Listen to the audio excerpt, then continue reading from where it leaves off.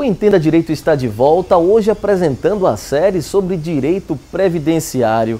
E será que nas ruas de Salvador as pessoas estão por dentro do assunto? A família de um segurado que está na prisão tem direito ao INSS?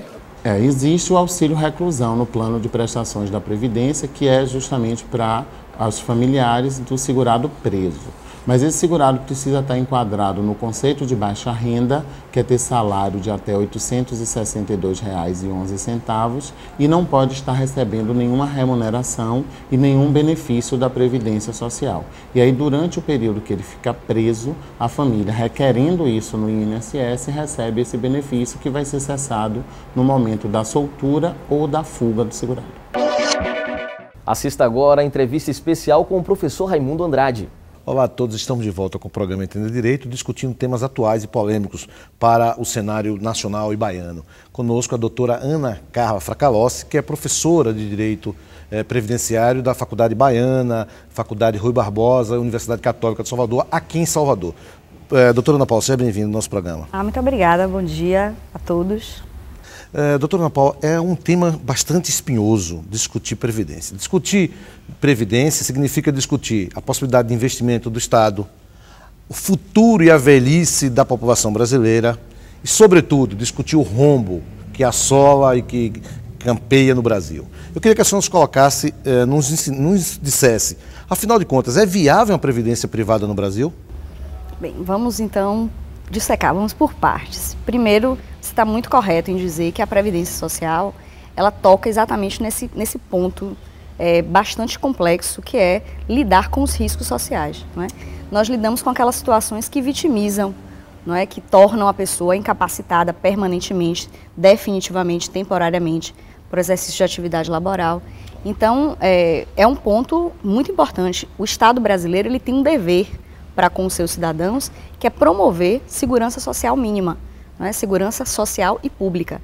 Então, a Previdência Social brasileira, ela faz parte dessa vertente pública da proteção social, que é devida pelo Estado, mas juntamente com a Previdência Pública Social, existe também, na Constituição Federal, a possibilidade de se ter uma Previdência privada, complementar, facultativa. Então, o indivíduo, ele tem, na verdade, dupla proteção. Uma que é coercitiva, que é obrigatória, que é pública, que é mínima, que na iniciativa privada é conduzida pelo INSS. Certo. Claro que cada servidor público ele também tem a sua previdência pública, o seu regime próprio de previdência.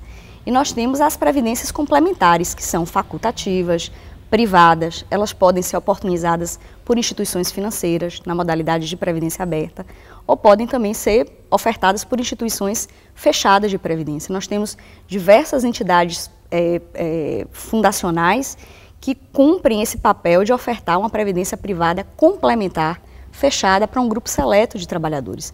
Por exemplo, determinada categoria profissional, a Ordem dos Advogados do Brasil, ela pode futuramente ofertar para os seus advogados uma previdência complementar fechada somente para esses advogados, cujo papel é exatamente complementar o benefício público ofertado pelo INSS ou pelos regimes próprios. Em termos gerais, que benefícios são esses? O pagar, contribuir obrigatoriamente ou de forma voluntária, facultativa, uma previdência significa garantir o quê para o cidadão? Garantir proteção social. Essa proteção inclui que direito? Contra uma série de infortúnios. Quais são os infortúnios que são cobertos pela Constituição Federal hoje?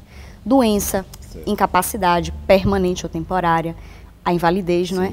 O óbito, o desemprego involuntário também é uma contingência coberta, só que não.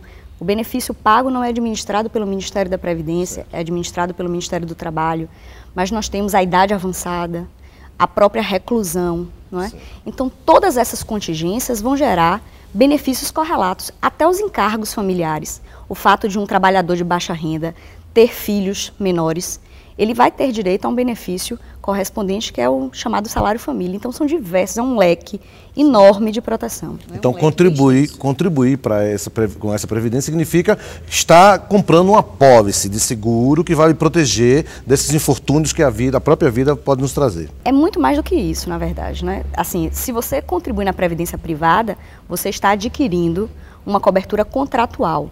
Mas a previdência pública, ela cobre o indivíduo com relação a esses riscos sociais e é muito mais extensa, ela é muito mais plena do que um mero contrato firmado com uma instituição financeira, por exemplo. Então, a Previdência Social brasileira hoje, fundada num pilar constitucional, que é a solidariedade social, né? Solidariedade social gerenciada pelo Estado, significa que todas as pessoas são corresponsáveis. Então, muitas vezes, as pessoas imaginam que para ter acesso a determinada cobertura provida pelo INSS, ela precisa ter anos de contribuição, quando, na verdade, não é bem assim que funciona. Um indivíduo que começa a trabalhar hoje, seu primeiro dia de trabalho na vida, se ele vem a ser acidentado, não é? Sofrer um acidente de trabalho, sim, no primeiro dia de trabalho da vida, e se incapacita permanentemente, ou vem a óbito, tanto ele quanto os seus dependentes vão receber benefícios por um longo prazo. Quem financia isso, na verdade, não vai ser ele individualmente. Quem financia é toda a sociedade que arca com o pagamento deste seguro social. Ô, professora, nesse sentido, é que há uma ideia de uma equidade, ou seja, quem pode mais, contribui mais, quem pode menos, ou até essa pessoa que acabou de entrar, não teve a possibilidade esse exemplo que você deu, de que ia ficar acidentado logo no primeiro dia de trabalho, que não teve nem a possibilidade de contribuir. Exatamente. E ele passa, então, a haver uma distribuição de renda, é isso? Podemos falar? Bem assim, pontual, bem preciso nessa colocação. Por quê? Porque a finalidade da Previdência Social, portanto, a gente já constata que é ser um elemento efetivo de redistribuição de renda. Na Constituição tem uma previsão, está no artigo 3º, que prevê, né, quais são os objetivos fundamentais da República Federativa do Brasil. Criar uma sociedade livre, justa e solidária, erradicar a pobreza, diminuir as desigualdades, promover o bem-estar de todos. Isso se alcança implementando-se políticas de seguridade social, políticas de proteção. E a Previdência é um dos elementos mais eficientes para se alcançar todos esses fins. Não tem, portanto, o papel de garantir o padrão de vida da pessoa, não é? Tem o papel de ser um elemento de redistribuição de renda. Quem vai garantir o padrão de vida daquela pessoa que ganha 10, 15 mil reais, não é? Ou 5 mil reais, muito mais do que o limite máximo hoje que existe para fins de contribuição? Quem garante essa manutenção do padrão de vida é a Previdência Complementar. Se eu tenho um salário mensal de 7 mil reais e venho contribuindo com 7 mil reais, eu vou me aposentar recebendo 7 mil, vou receber mais ou menos? Então vamos lá. Na verdade, se você tem salário, 7 mil reais, você não contribui sobre 7 mil reais. Com base naquela noção inicial que você pontuou, da equidade, não é? As pessoas contribuem e os trabalhadores, todos eles, contribuem sobre, no máximo, atualmente, R$ 3.689,66, eu acho. Mas a pessoa contribui no máximo sobre essa base. Mesmo que eu tenha um salário maior, o meu limite de contribuição é esse? Sobre essa faixa. Certo. É o maior salário de contribuição hoje vigorado no país, para fins de previdência social, para fins de administração pelo INSS. Então a pessoa contribui sobre esse teto. Certo. O que vai ingressar no cálculo desse benefício é exatamente este salário de contribuição, que hoje é 3.700, mas que há 10 anos era R$ 500 reais. Professora, mais um questionamento que parece-me que é uma tese nova que graceja nos tribunais já dos grandes centros, que é a desaposentação. Essa é a nova tese que graceja nos tribunais. Eu gostaria que a senhora explicasse para a gente o que vem a ser essa desaposentação. Exatamente. É a possibilidade que o indivíduo tem de, uma vez aposentado, se aposentou, vai passar a gozar benefício. Aposentadoria significa dirigir-se aos aposentos. Certo. Então, a pessoa que se aposenta não deveria mais exercer atividade, deveria dar lugar a um jovem que tomasse aquele posto de trabalho. Se a pessoa se aposenta e, no entanto, continua a laborar, ela vai, em razão dessa atividade laboral, continuar a contribuir, não é? Porque a contribuição é um tributo. Certo. Então, em razão dessas novas contribuições pós-aposentadoria, a depender de cada caso, se lhe for vantajoso, seria possível judicialmente a renúncia do benefício anterior, o cômputo das novas contribuições para se conceder um novo benefício. Essa é a tese da desaposentação, que os tribunais vêm dando realmente procedência. Não é? Atualmente, o Supremo Tribunal Federal, ele tem um recurso que ele atribuiu realmente repercussão geral de um aposentado. Sim.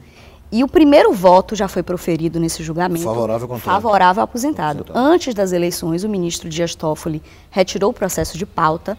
Já se sabe que a posição dele é uma posição favorável à autarquia, né, favorável ao INSS.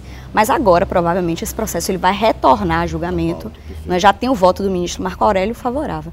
Então, a tendência é que isso seja realmente uma realidade em pouquíssimo tempo. Professora, só para finalizar, eu vou te provocar, conheço bastante da sua capacidade e das suas doutrinas na área de direito previdenciário. Afinal de contas, o grande problema da Previdência no Brasil é a aposentadoria com pouca idade do brasileiro? Na verdade, não existe um grande problema, não é? Existe uma série de situações, uma série de entendimentos, não é? O fato das pessoas no Brasil terem iniciado o seu labor muito cedo, realmente, e inclusive a forma como esse labor foi inserido na nossa sociedade, né? A sociedade brasileira ela não vê no trabalho, infelizmente, a forma de dignificação do ser humano. Não é um problema realmente sociológico, um problema não é, estrutural da própria cultura da sociedade brasileira, de países de terceiro mundo que foram escravizados, aquela coisa toda. Mas não é a baixa idade que faz com que o sistema previdenciário seja deficiente, muito pelo contrário. Hoje já existe uma variável no cálculo dessa aposentadoria por tempo de serviço que faz justamente trazer para o sistema esse equilíbrio, não é? A pessoa que se aposenta muito jovem hoje, ela não precisa de idade mínima para se aposentar, homem com 35 anos de trabalho e a mulher com 30, independente de idade, se aposenta, mas essa pessoa vai ter um valor do benefício, de certa forma reduzido, dada a sua alta expectativa de sobrevida. É o que se chama fator previdenciário. Ele só entra no cálculo da aposentadoria por tempo de contribuição.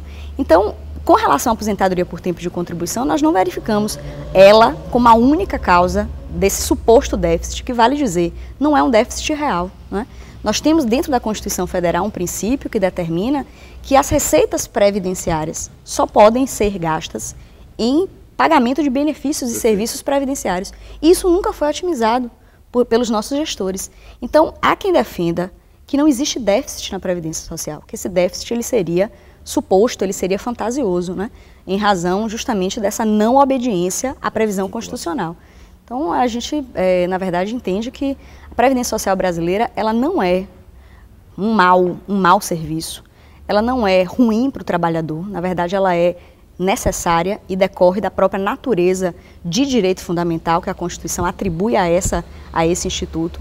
E deficitária, na verdade, é uma característica que não se adequa corretamente ao sistema previdenciário brasileiro. Muito bem, professora. Eu tenho a impressão que o telespectador ficou muito satisfeito com suas explicações, né? É um tema que envolve muitas horas de debate, de questionamento, mas aqui fica o convite do Programa Entendendo Direito para você voltar sempre que for necessário. Eu agradeço a oportunidade, agradeço o convite, louvo a iniciativa, acho que é muito relevante, e agradeço a todos e estou à disposição.